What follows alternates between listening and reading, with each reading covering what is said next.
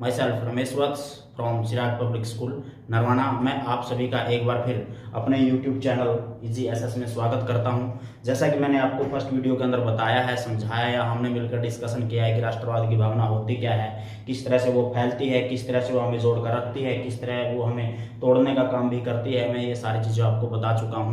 और आपका जो 10वीं क्लास का फर्स्ट चैप्टर है वो शुरू होता है आपका 1789 की फ्रांसीसी क्रांति के बाद, क्योंकि 9th का फर्स्ट चैप्टर आपका फ्रांसीसी क्रांति होती है, ये उसके बाद शुरू होता है। तो इसलिए अब हम जो पढ़ेंगे वो पढ़ेंगे 1789 की फ्रांसीसी क्रांति के बाद। और जो ये हमारी वीडियोस का पहला पार्ट होगा हो जाएगा 1789 से 1815। इसके बाद जो आपका दूसरा पार्ट आएगा वो आएगा आपका 1815 से 1848। उसके बाद जो वीडियोस आएंगे वो आपके आएंगे फ्रैंकफर्ट संसद पर, जर्मनी इटली का एकीकरण है, ब्रिटेन का गठन है, या इसके अलावा भी यूरोप के अंदर जो भी छोटी मोटी घटनाएं होती हैं उनको लेकर भी वीडियो आएगा।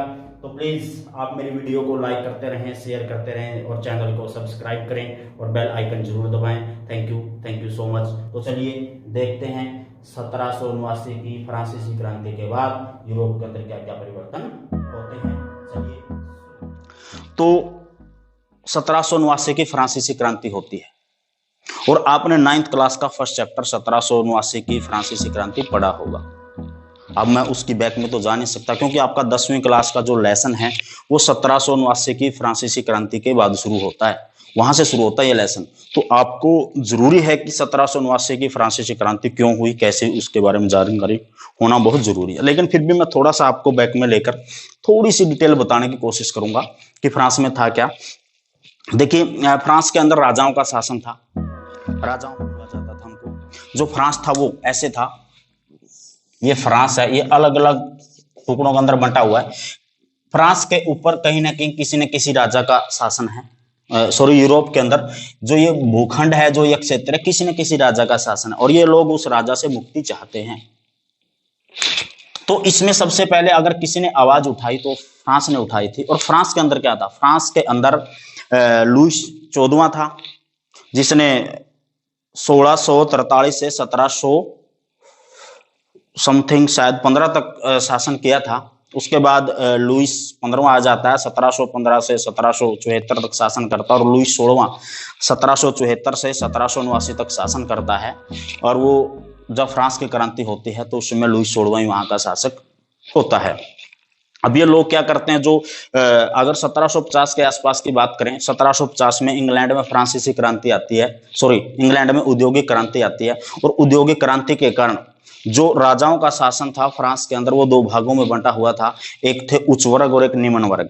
अब राजाओं ने बहुत सारे युद्ध किए अपने ऐशो आराम पर, उनका खजाना खाली होगा और उन्होंने टैक्स लगाने शुरू कर दिए और वो टैक्स लगा दिए निम्न वर्ग पर। निम्न वर्ग विरोध करेगा इस चीज का। तो जब 1750 के अंदर इंग्लैंड के अंदर क्रांति होती है, औद्योगिक क्रांति, तो वहां से नया वर्ग का उदय होता है जो मध्यम वर्ग कहलाया। वो मध्यम वर्ग है जो इस चीज की आवाज उठाएगा। आपने पढ़ा होगा 9th क्लास के अंदर, जब फ्रांसीसी क्रांति होती है उस समय तक फ्रांस का जो समाज है, यूरोप है, जो वो 3 भागों में बंट चुका होता है, प्रथम स्टेट, द्वितीय स्टेट और तृतीय स्टेट। अब जो सबसे ज्यादा महंगाई की मार, टैक्स की मार या अन्य जो भी कर होते हैं सबसे ज्यादा थर्ड के ऊपर लागू किए गए। और जो मध्यम वर्ग था वो था क्या, वो मध्यम वर्ग मतलब जो तीसरा वर्ग निकल कर आया था वो था व्यापारियों का वर्ग था, शिक्षित वर्ग था, वो किसान मजदूर सभी उसके अंदर आते। तो राजाओं ने जो टैक्स लगाने शुरू किए सबसे ज्यादा उसी पर लगाए और उन्हीं लोगों ने विरोध किया। और उन लोगों के विरोध के कारण परिणाम क्या हुआ, 1789 की फ्रांसीसी क्रांति हो जाती है। और 1789 की जब फ्रांसीसी क्रांति होती है तो वहां का शासन था लुईस 16वां, उसको गद्दी से हटा दिया जाता है। 1791 में लुईस 16वां के ऊपर देशद्रोह का केस चला जाता है और 1793 में लुईस 16वां को फांसी दे दी जाती है। इस तरह से फ्रांस के अंदर राजा का शासन समाप्त हो जाता है 1789 की फ्रांसीसी क्रांति के बाद और एक नई व्यवस्था वहां पर लागू होती है, जहां से आपका चैप्टर शुरू होता है। जो राजा होता था, राजा जब अगर उसके खिलाफ कोई आवाज उठाता था तो उसको दंड देता था। और एक वहां पर एक बास्तिल का किला बोलते हैं, जिसको जेल बोला जाता था, राजा उसके अंदर उनको बंदी बना लेता था। और जब 1789 की फ्रांसीसी क्रांति हुई, लोगों ने सबसे पहले उसी को सबसे पहले तोड़ा था, क्योंकि राजा निरंकुश होता था, उसके ऊपर कोई अंकुश नहीं होता था। और जो वो बास्तिल का किला था उसको निरंकुशता का प्रतीक बोला जाता था। इसलिए लोगों ने सबसे पहले यही किया कि जो बास्तिल किला, उसको तोड़कर एक प्रकार से आजादी प्राप्त की थी। वहां जो लोग बंदी थे उनको आजाद कर दिया गया था। तो इस तरह से 1779 की फ्रांसीसी क्रांति के बाद राजा का शासन वहां पर समाप्त हो जाता है, नई व्यवस्था लागू होती है। और उस नई व्यवस्था के अंदर क्या क्या परिवर्तन होते हैं वो समझने की कोशिश करते हैं। देखिए 1779 की फ्रांसीसी क्रांति के बाद यूरोप का मतलब फ्रांस के अंदर क्या क्या परिवर्तन होते हैं। पहला, राजा का शासन वहां पर समाप्त कर दिया जाता है। जो राजा लुई 16वां था उसको फांसी दे दी गई, उसका शासन समाप्त हो जाता है और उसकी जगह नया शासन आ जाता है, प्रजातंत्र। अर्थात अब जो शासन की व्यवस्था है, आगे का जो शासन की व्यवस्था होगी वो किसके पास होगी? लोगों के पास होगी, नागरिकों के पास हाथों में शासन आ जाता है। कैसे आता है? जब 1779 की फ्रांसीसी क्रांति हुई उस समय उन्होंने एक आम सभा बनाई थी जिसको स्टेट जनरल कहा जाता था। अब उसका नाम बदलकर नेशनल असेंबली कर दिया गया और नेशनल असेंबली ही वहां पर शासन करेगी। ये नेक्स्ट पॉइंट आता है कि स्टेट जनरल जो थी, सभा थी, लोगों की एक समूह था, उसका नाम बदलकर नेशनल असेंबली कर दिया गया और सारी पावर जो राजा के पास जो पावर होती थी, शासन को चलाने की पावर होती थी, वो अब नेशनल असेंबली को दे दी गई है। उसके बाद मैंने कहा था कि राष्ट्र की पहचान उसकी भाषा हो सकती है, उसका राष्ट्रीय ध्वज हो सकता है। तो सबसे पहले जो फ्रांस के लोग थे उन्होंने यही किया। क्या किया? सबसे पहले उन्होंने फ्रांसीसी झंडे का चुनाव किया, जो तिरंगा था। भारत का भी तिरंगा है, 3 रंग है, अलग अलग हैं। तो इस तरह से सबसे पहले उन लोगों ने फ्रांसीसी झंडे का चुनाव किया, क्योंकि जब हमारे सामने झंडा आता है तो अगर तिरंगा झंडा जहां हमें नजर आता है, हम भारतीय हैं, तो हमें भी सैल्यूट करने को मन करता है। तो इसका मतलब एक भावना पैदा होती है राष्ट्रवाद की इन चीजों से, और वही काम सबसे पहले किया। फ्रेंच भाषा को राष्ट्रीय भाषा घोषित कर दिया। मान लो एक राष्ट्र की पहचान भाषा भी होती है, राष्ट्रीय ध्वज भी होता है। तो फ्रांस के लोगों ने अपने झंडे का निर्माण कर दिया और अपनी भाषा, राष्ट्रीय भाषा फ्रेंच को घोषित कर दिया। अब था क्या वहां? प्रॉब्लम यही थी यूरोप के अंदर कि एक हैम्सबर्ग है वहां का, जो आपकी बुक के अंदर भी दिया गया है, ऑस्ट्रिया हंगरी का एम्पायर है। वो छोटा सा क्षेत्र है और उसके अंदर जर्मनी, मतलब जर्मन भाषा, इटालियन भाषा, इंग्लिश भाषा, फ्रेंच भाषा, सारी भाषाएं बोली जा रही हैं। कोई तो एक निश्चित भाषा नहीं है। तो लोगों ने सबसे पहले क्या किया? अपनी भाषा निर्धारित की और वो थी फ्रेंच भाषा। उसके बाद जो लोग उसके बाद इन्होंने एक नियम लेकर आए, पितृभूमि का अधिकार। पितृभूमि का अधिकार का मतलब जो पिता की भूमि है वो बेटे को मिलेगी। पहले जमींदार लोग उसके ऊपर हक जमा लेते थे, वो या कोई अन्य कारण से उनकी जमीन को छीन लिया जाता था। तो अब इन्होंने नियम लेकर आए कि जो पिता की भूमि है, पितृभूमि है, वो आपकी रहेगी, उससे आपको कोई छीन नहीं सकता। इसके अलावा भी अन्य बहुत सारे ऐसे अधिकार दिए गए जहां पर लोगों के अंदर समानता नजर आई। उसके बाद नई स्तुतियां। अब नई स्तुतियों का मतलब आप समझ रहे होंगे कि शहीदों का सम्मान किया गया। नई स्तुतियां मतलब रचनाएं की गई। जैसे हमारे यहाँ भी होता है कि जब भारत आजाद होता है 15 अगस्त 1947 को, और अब जब 15 अगस्त मनाते हैं तो बहुत सारी देशभक्ति से संबंधित मूवी हैं, सॉन्ग्स हैं, ऐसी आप टीवी पर देखने को मिलेंगी। तो वो एक प्रकार से रचनाएं की गई थी उस समय। ऐसे ही फ्रांस के अंदर भी जब 1779 की फ्रांसीसी क्रांति, तो कुछ स्तुतियां की गई वो लोगों को राष्ट्रवाद से जोड़ने के लिए। और जो शहीद हुए थे उन लोगों का सम्मान किया गया ताकि लोगों के अंदर एक भावना पैदा हो कि राष्ट्रवाद के कारण ही उन लोगों को, उन शहीदों का सम्मान किया गया था। आयात निर्यात का शुल्क, ये क्या था? ये जब होता क्या था, ये इस तरह से चीजें थी फ्रांस के अंदर। मैंने बताया ये था आपका फ्रांस, ये अलग अलग, अगर ए से बी में जाना है तो बहुत सारे शुल्क लगते थे, सीमा शुल्क थे और एक आयात निर्यात शुल्क थे। हालांकि जो अंतरिम सीमा शुल्क थे वो तो 1834 में जालवे राइन शुल्क संघ आएगा उसके द्वारा समाप्त किए गए, लेकिन बहुत सारे ऐसे शुल्क थे जो आयात निर्यात पर लगते थे, उन शुल्कों को समाप्त कर दिया गया। उसके बाद भार मापतोल, ये थोड़ी सी समस्या थी वहां पर। वो ये समस्या मैं बताने का प्रयास करता हूं। ऐसे था जैसे ये क्षेत्र है आपके, ये ऐसे।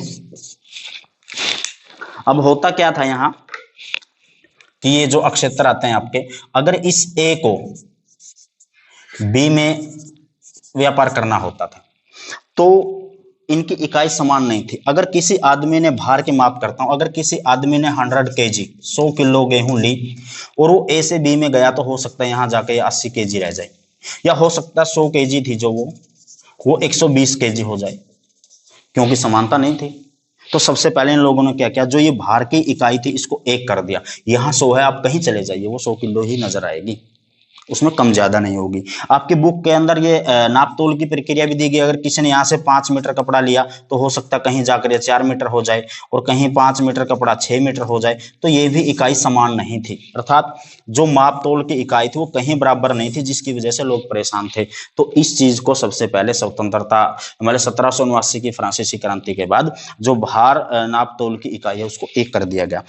और इन लोगों ने सबसे बड़ी घोषणा की कि जो ये प्रजातंत्र है जो यहाँ पर लागू हुआ है ये केवल फ्रांस तक सीमित नहीं रहेगा, इसको पूरे यूरोप के अंदर लेकर जाया जाएगा। उसके लिए इन्होंने क्या किया, जैकोबिन क्लब स्थापित किए। जैकोबिन क्लब क्या थे, इस राष्ट्रवाद की भावना को बढ़ाने के लिए बहुत सारे ऐसे संगठन बनाए गए थे, विशेषकर स्टूडेंट्स के थे, शिक्षित वर्ग के थे, जो अन्य राष्ट्र थे जो आसपास के जो क्षेत्र से वहां इसको फैलाना चाहते थे। तो इन क्लबों की स्थापना की गई थी। मैं ये कह सकता हूँ कि राष्ट्रवाद को फैलाने के लिए जो ऑफिस स्थापित किए थे वो जैकोबिन क्लब थे। और जब 1779 की फ्रांसीसी क्रांति के बाद यहाँ पर प्रजातंत्र लागू हुआ तो सबसे ज्यादा असर होता है हॉलैंड, बेल्जियम और स्विट्जरलैंड के ऊपर। जो जैकोबिन क्लब है या इटली के कुछ बड़े बड़े इलाके थे उनके ऊपर सबसे ज्यादा इस चीज का असर होता है। तो इस तरह से क्या हुआ, 1779 की फ्रांसीसी क्रांति के बाद फ्रांस के अंदर ये बदलाव हो जाते हैं। राजा का शासन समाप्त हो जाता है, लोगों के हाथ में शासन आ जाता है, नेशनल असेंबली को मुख्य प्रशासिका वहां बना दिया जाता है, झंडे का निर्माण हो जाता है, भाषा हो जाती है, पितृभूमि का अधिकार दे दिया जाता है, शहीदों का सम्मान किया जाता है, बहुत सारी रचनाएं की जाती हैं, आयात निर्यात शुल्क समाप्त कर दिए जाते हैं, जो भार नाप तोल की जो इकाई थी उसको एक कर दिया जाता था क्योंकि ये सारी अलग अलग थी वहां पर। और इस तरह से पूरे यूरोप के अंदर फैलाने का इसका घोषणा कर दी जाती है फ्रांस के अंदर। लेकिन इतना आसान नहीं था। यहां पर कहानी में फिर ट्विस्ट आएगा। होगा क्या कि जो इन लोगों ने इतनी मेहनत की थी फ्रांसीसी क्रांति को लेकर, आकर इन लोगों ने एक सपना सजोया था, उस सपने को पूरे को कैप्चर कर जाता है नेपोलियन।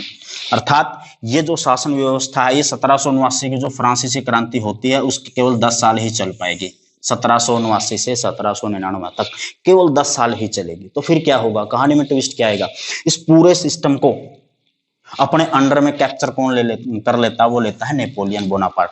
समझते हैं, नेपोलियन युग के नाम से जाना गया। अर्थात जो सुधार इन्होंने किए थे इससे भी बेहतर सुधार ये करता है।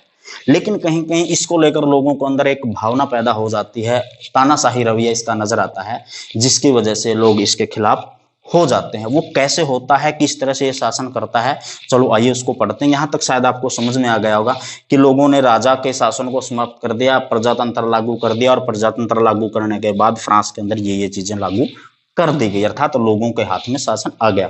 अब क्या होगा कि प्रजातंत्र से वापस आएगा क्योंकि नेपोलियन अब इस पूरे सिस्टम को चलाएगा। तो वो कैसे चलाएगा, उसने आते ही सबसे पहले अपनी एक संहिता लागू की, जो नेपोलियन संहिता, नागरिक संहिता, नेपोलियन कोड के नाम से जानी गई।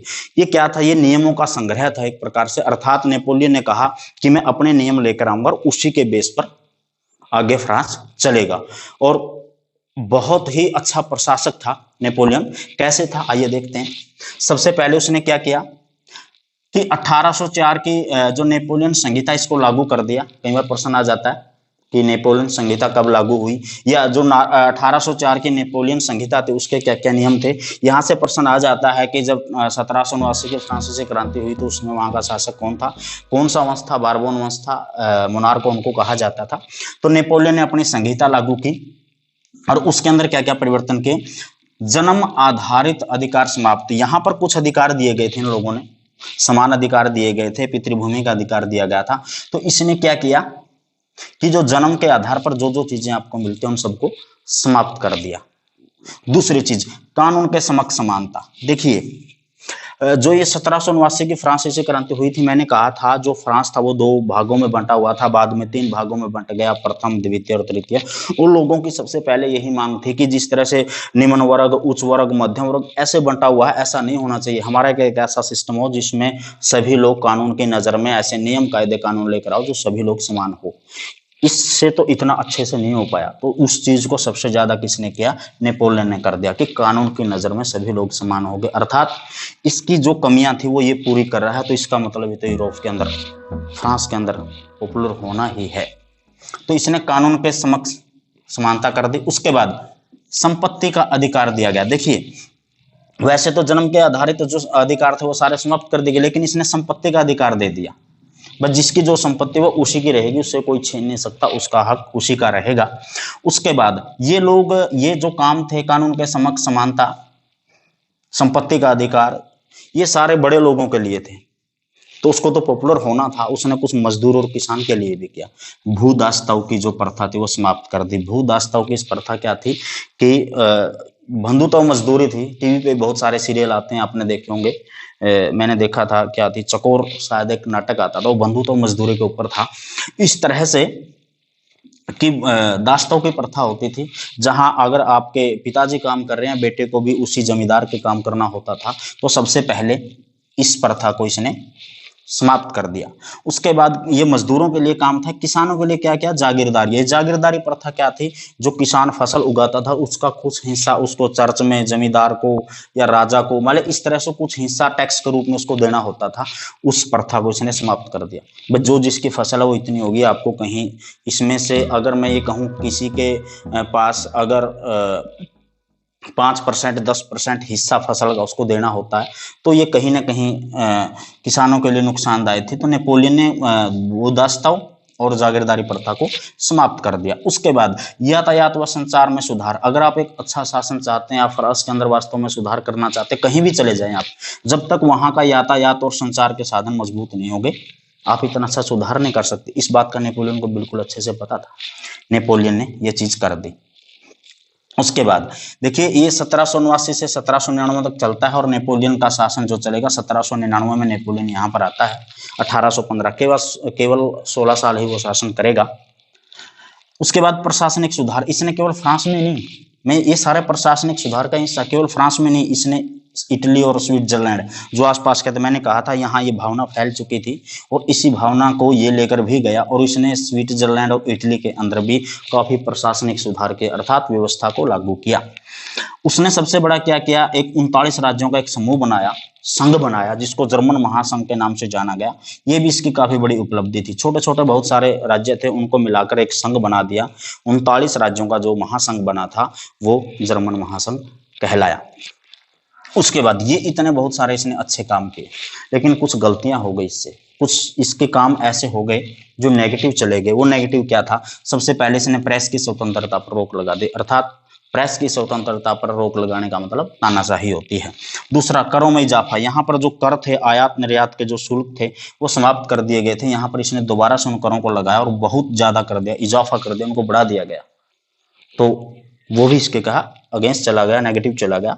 सेना में जबरदस्ती भर्ती, ये सबसे बड़ा इसका नुकसानदायक रहा कि आम जो लोग हैं, अगर घरों में लोग सो रहे हैं, उनको भी जबरदस्ती सेना में भर्ती करना शुरू कर दिया इसने। ये भी इसके नेगेटिव ही गया। अर्थात प्रेस की स्वतंत्रता पर रोक लगाना, करों में इजाफा करना और सेना में जबरदस्ती भर्ती करना, ये सारी चीजें इसकी तानाशाह तंत्र को दिखाती हैं। अर्थात लोगों के दिमाग में एक भावना बैठ गई कि हमने प्रजातंत्र के लिए राजा को हटाया था, और अब वो प्रजातंत्र कुछ दिन ही चला, उसके बाद ये तानाशाह तंत्र आ गया, राजतंत्र आ गया। तो इस वजह से लोगों के अंदर एक नेपोलियन को लेकर एक असंतोष की भावना फैल गई। असंतोष की भावना कैसे फैली, मैं ये बताना चाहता हूं कि जो यूरोप है, फ्रांस है, उसमें दो भागों में बंट गया। दो भागों में कैसे बंटा कि यूरोप दो भागों में कैसे बंटा कि जहां जहां नेपोलियन ने शासन किया, जिस क्षेत्र के अंदर शासन किया, वहां लोगों में असंतोष की भावना फैल गई। उनको लगने लगा कि नेपोलियन तो तानाशाह है। और जहां जहां नेपोलियन नहीं गया, वहां पर इसकी एंट्री एक हीरो के रूप में, वाले लोग इसको चाह रहे थे हमारे यहाँ आकर ये शासन करे। तो इस तरह से जो नेपोलियन की विचारधारा वो दो भागों में बंट गई। जहां पर शासन किया वो लोग इसके खिलाफ जाने लगे, और जहां ये नहीं गया वो लोग इसको चाहने लगे। इस बात से लेकर पूरे यूरोप के अंदर ये सबके लिए सरदर्द बन गया कि नेपोलियन, क्योंकि इसकी इच्छा थी पूरे यूरोप के अंदर कब्जा करना। ये बहुत तेज दिमाग था। 9th क्लास के अंदर इसका पूरा जीवन परिचय दिया गया है, आप लोगों ने पढ़ा होगा। तो इस तरह से इसने पूरे यूरोप के ऊपर कब्जा करने की सोची, लेकिन जहां इतने अच्छे काम किए, इससे कुछ कमियां भी हो गई, जिसके कारण लोगों के अंदर असंतोष की भावना फैल गई। और जब ये पूरे यूरोप के अंदर कब्जा करना चाहता था, जहां जहां ये गया, अच्छी व्यवस्था लागू की, लोगों के अंदर प्रसिद्ध होता गया। तो जब किसी आदमी की प्रसिद्धि होती है तो कुछ लोग उससे जलने वाले भी होते हैं। तो नेपोलियन अकेला था और 4 लोग ऐसे थे जो इससे बहुत जलते थे, जो ये चाहते थे कि नेपोलियन फ्रांस तक सीमित है, बाकी यूरोप के अंदर ना आए, जबकि नेपोलियन चाहता था कि पूरे यूरोप के अंदर जाओ। तो जो 4 लोग थे वो कौन कौन से जो इससे परेशान हो गए, वो चार लोग थे। पर्सा था, ब्रिटेन था, रसिया था, ऑस्ट्रिया था। इसका मतलब 4 ये देश थे जो नेपोलियन को लेकर परेशान हो गए। नेपोलियन अगर फ्रांस से निकलकर अन्य क्षेत्रों में भी आ गया, क्योंकि इटली स्विट्जरलैंड में तो एक प्रकार से जा चुका था ये, तो ये तो समस्या खड़ी हो जाएगी। तो इसलिए इन लोगों ने एक प्लानिंग की कि नेपोलियन के साथ इन्होंने 1815 में युद्ध किया। ये जो व्यवस्था चली आपकी 1799 में नेपोलियन का आगमन होता है, और ये सारी चीजें जैसे ये 1789 से 1799 चलती है, केवल 10 साल, ये 1799 से 1815 तक ये आपकी सारी व्यवस्था नेपोलियन की चलती है। तो ये चारों लोग इकट्ठे होकर नेपोलियन के ऊपर हमला कर देते हैं। हालांकि नेपोलियन इसके लिए तैयार नहीं था। अब आप बताओ, एक 4 आदमी और एक अकेला आदमी, तो क्या होगा, जीतेगा या हारेगा? हारेगा, हार गया। कहाँ? इन 4 लोगों ने मिलकर नेपोलियन के ऊपर युद्ध किया, और वो युद्ध था वाटरलू का युद्ध, जो 1815 में हुआ था। वाटरलू के युद्ध के नाम से वो जाना गया, और नेपोलियन के ऊपर इन्होंने हमला कर दिया। नेपोलियन यहाँ पर हार जाता है। तो इस तरह से नेपोलियन का युग, जिसको बोलते हैं नेपोलियन का जो युग 1799 में चला था, वो वाटरलू के युद्ध के द्वारा वो नेपोलियन युग का अंत हो जाता है, और ये 4 लोग मिलकर नेपोलियन को हरा देते हैं। और ऐसा कहा जाता है कि इसको बंदी बनाकर एक सेंट हेलेना नामक द्वीप है, उसके अंदर बंदी बनाकर इसको डाल दिया जाता है, और 2 मई 1821 के अंदर इसकी वहीं पर मृत्यु हो जाती है। तो इस तरह से 1799 से जो फ्रांस के अंदर नेपोलियन युग चला, वो वाटरलू के युद्ध में इन 4 लोगों ने मिलकर उसको हरा दिया, और इस तरह से नेपोलियन युग का अंत हो जाता है। ऐसा माना जाता है कि जब नेपोलियन की मृत्यु हुई तो पूरे फ्रांस के अंदर चूल्हा तक नहीं जला था। हालांकि देखिए, बहुत सारे लोग कि जब इसने प्रशासनिक सुधार किए, इसके लोग खिलाफ भी गए, इसको पसंद भी नहीं किया, लेकिन वो संख्या बहुत कम थी, पसंद करने वाले ज्यादा थे। पूरे यूरोप के अंदर इसको पसंद करने वाले थे। तो ऐसा कहा जाता है, जब इनकी मृत्यु हुई, कहीं ना कहीं लोगों को विश्वास था, क्योंकि 1815 में इसको बंदी बनाया गया था, भाई शायद नेपोलियन वापस आए, लेकिन ऐसा हो नहीं पाया। और 2 मई 1821 को नेपोलियन वहां पर मारा जाता है। और एक अच्छे प्रशासक का मैं ये कहूँगा, तानाशाही रवैया जरूर है, लेकिन कई बार प्रशासनिक सुधार करने के लिए ये रवैया भी काफी काम आता है, जो नेपोलियन ने अपनाया। तो इस तरह से नेपोलियन युग का यहाँ पर अंत हो जाता है। 1789 की फ्रांसीसी क्रांति के बाद 10 साल ये सिस्टम चलता है। उसके बाद 1799 से 1815 के अंदर फ्रांस के अंदर नेपोलियन का शासन चलता है। तो फिर होता क्या है, देखिए, जब वाटरलू का युद्ध हुआ, नेपोलियन यहाँ पर मारा गया, तो यहाँ पर एक संधि हुई, समझौता हुआ, जो कहलाई वियना की संधि, जो 1815 में होती है। फिर ट्विस्ट आएगा। पहला ट्विस्ट, राजा के शासन को उखाड़कर फेंका, प्रजातंत्र लागू। फिर ट्विस्ट आया, प्रजातंत्र को समाप्त कर दिया गया, तानाशाह तंत्र, राजतंत्र लगाओ, नेपोलियन युग आ गया। नेपोलियन के मरने के बाद फिर ट्विस्ट आता है फ्रांस के अंदर। अभी हम फ्रांस के बारे में पढ़ रहे हैं, यूरोप के बारे में आगे देखेंगे, पूरे यूरोप के बारे में। और फिर ट्विस्ट आता है कि नेपोलियन मारा जाता है, और 1815 की वियना की संधि होती है फ्रांस के ऊपर, और वो जबरदस्ती थोपी जाती है। और ऐसा माना जाता है, इतिहास के अंदर ऐसा कहा जाता है कि ये वियना की संधि ही थी जिसने ठीक 99 साल बाद 1914 में प्रथम विश्व युद्ध होगा, जिसके बीज बो दिए थे। मान लीजिए, वो 1815 की वियना की संधि थी, जिसको लेकर फ्रांस के ऊपर बहुत सारे ऐसे दबाव लगाओ या उसके ऊपर इस तरह की शर्तें थोप दी गई कि फ्रांस को घुटन महसूस होने लगी, और उसका परिणाम होगा 1914 का प्रथम विश्व युद्ध। कहीं ना कहीं वियना की संधि ही वो कारण थी जिसने प्रथम विश्व युद्ध के बीज बो दिए थे। अब यहाँ से प्रजातंत्र शुरू होता है, नेपोलियन युग आता है, और उसके बाद 1815 की जो वियना की संधि होती है, वो किस तरह से फ्रांस को प्रभावित करती है, आइए देखते हैं। जो ये 4 लोग थे, प्रसा, ब्रिटेन, रसिया, ऑस्ट्रिया। प्रसा के चांसलर थे मेटरनिक थे। उन्होंने इस वियना की संधि की रूपरेखा लिखी थी। कई बार प्रश्न आ जाता है, वियना की संधि के अंदर सबसे ज्यादा महत्वपूर्ण भूमिका किसने निभाई थी? वो प्रसा के राजकुमार या चांसलर लगाओ, वो थे मेटरनिक ने। और मेटरनिक ने क्या किया, देखते हैं। ये मेटरनिक है, चांसलर है जो प्रसा के थे। इन्होंने वियना की संधि शुरू की, और वियना की संधि के अंदर फ्रांस को किस तरह से डिवाइड किया गया वो देखते हैं। फ्रांस जो था, इन्होंने क्या किया, क्योंकि नेपोलियन ने उसका विस्तार काफी कर दिया था, किया कि जो फ्रांस की सीमाएं थी उनको सील कर दिया, अर्थात उसकी सीमाओं के ऊपर कुछ राज्य स्थापित कर दिए गए ताकि जो फ्रांस है उसका विस्तार ना हो सके। क्यों ना हो सके? क्योंकि मैं आपको एक चीज और बताना चाहता हूं कि जब यहां पर 1815 की वियना की संधि हुई तो यहां से जो फ्रांस है वो दो भागों में बंट गया। एक भाग तो वो था जो वापस राजा का शासन चाहता था, जिसको हम रूढ़िवादी कहते हैं, और एक वो था जो नेपोलियन की विचारधारा से काफी प्रभावित था। राष्ट्रवादी लोग थे, उदारवादी लोग थे या क्रांतिकारी लोग थे।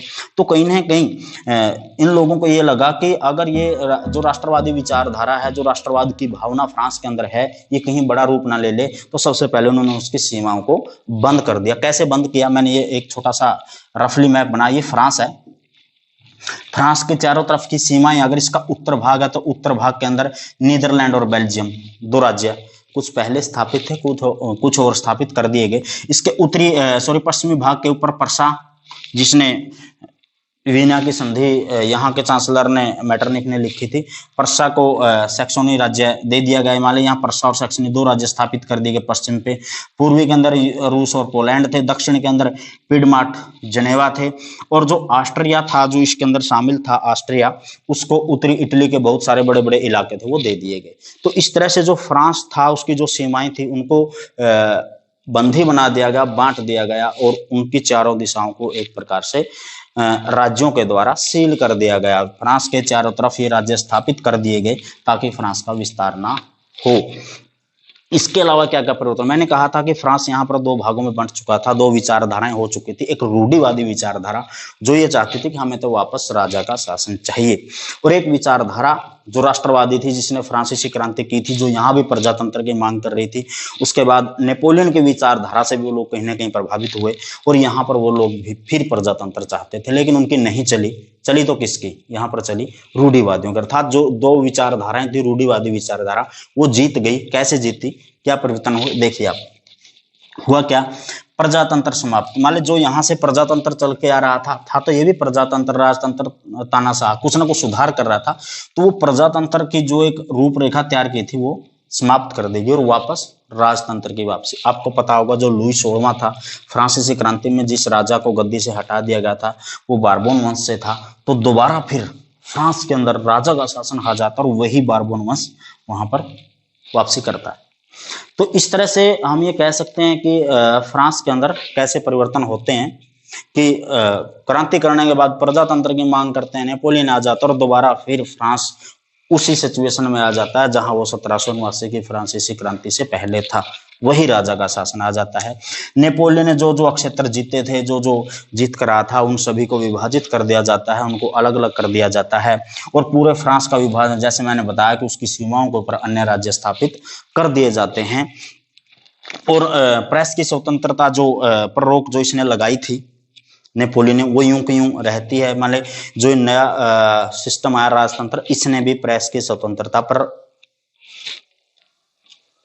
ऐसे कैसे रोक लगाई। क्यों? देखिए ये क्यों लगाई थी। मैंने जैसे कहा कि 1815 वियना की संधि हुई, या नेपोलियन के बाद दो फ्रांस था, दो भागों में बंट गया था। एक वो रूढ़िवादी विचारधारा थी, एक वो राष्ट्रवादी क्रांतिकारी उदारवादी विचारधारा थी, जो 1815 की वियना की संधि का विरोध कर रहे थे, जो प्रजातंत्र चाहते थे, राजतंत्र के विरोध में थे। उन लोगों के, उनको ये डर था, इन लोगों को या इस राजा को भय था जो यहाँ पर शासन में आया, कि कहीं ये लोग ये राष्ट्रवाद की भावना जो बढ़ती जा रही है इसको और ना फैला दे। उसके लिए इन्होंने प्रेस की स्वतंत्रता पर रोक लगा दी।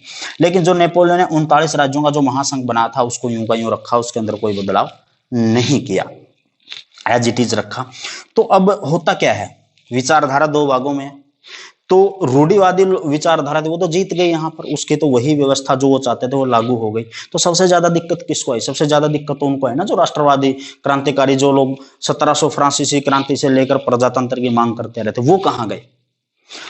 वो धीरे धीरे संगठनों का निर्माण करने लगे। वो वास्तव में ये चाहते थे कि फ्रांस के अंदर प्रजातंत्र ही लागू हो, अर्थात जो एक विचारधारा तो शासन कर रही थी रूढ़िवादी, और जो दूसरी विचारधारा थी उनमें से, अगर मैं आपके बुक के अंदर दिया गया है, जोसेफे मेत्सिनी था, जिसने मर्सई के अंदर यंग इटली और बर्न के अंदर यंग यूरोप की स्थापना की। यूरोप के अन्य बहुत सारे क्षेत्र थे स्विट्जरलैंड था, पोलैंड था, नीदरलैंड था या अन्य क्षेत्र जहां भी इस तरह के संगठन बनने शुरू हो गए, क्योंकि यहाँ लोगों ने एक घोषणा कर दी थी कि हमें इस प्रजातंत्र के सिस्टम को पूरे यूरोप में लेकर जाना है। लोगों के अंदर एक आस बंधी कि यहाँ प्रजातंत्र लागू होगा, राजा के शासन से मुक्ति होगी। तो इस तरह से ये लोग थे जो रूढ़िवादी था ये शासन कर रहे हैं, और जो राष्ट्रवादी लोग हैं, क्रांतिकारी लोग हैं, इनकी विचारधारा गुप्त संगठन बनाने में लगी हुई है। तो अब देखते हैं कि यहां तो जो रूढ़िवादी लोग थे उनकी जीत हो गई है। क्या इन लोगों की जो राष्ट्रवादी, क्या इनकी जीत होगी? क्या फिर फ्रांस के अंदर कहीं बदलाव होगा? एक स्टोरी आपके सामने बना दी है। फ्रांसीसी क्रांति होती है, राजा के शासन को उखाड़ दिया जाता है, नेपोलियन आ जाता है और वियना की संधि हो जाती है, और जो रूढ़िवादी है विचारधारा वो शासन कर रही है। जो राष्ट्रवादी लोग हैं, क्रांतिकारी लोग हैं, उदारवादी लोग हैं, वो संगठन अपने बनाने में लगे हुए हैं। मेरा प्रयास रहेगा, क्योंकि जो ये प्रयास है, जो राष्ट्रवादी है ये लोग हैं या विचारधारा, ये 15 साल चलेगी, 1815 से 1830, फिर परिवर्तन होगा। क्या वहां परिवर्तन क्या होगा? क्या राष्ट्रवादी आएंगे? क्या रूढ़िवादी ही आगे बढ़ेंगे? इसको देखने के लिए आपको सेकंड पार्ट देखना होगा, जिसके अंदर कोशिश रहेगी मेरी भाई इस लेसन को, क्योंकि हमें कम समय में ज्यादा चीजें करवानी होती है। मेरा जो उद्देश्य था एक स्टोरी बनाना, कहीं ना कहीं 5, 10, 20% या इससे ज्यादा में कामयाब हुआ होगा। और जो आप लोगों ने मुझे इतनी देर देखा है, जो झेला है, उसके लिए आप सभी का बहुत बहुत धन्यवाद, शुक्रिया, थैंक यू सो मच।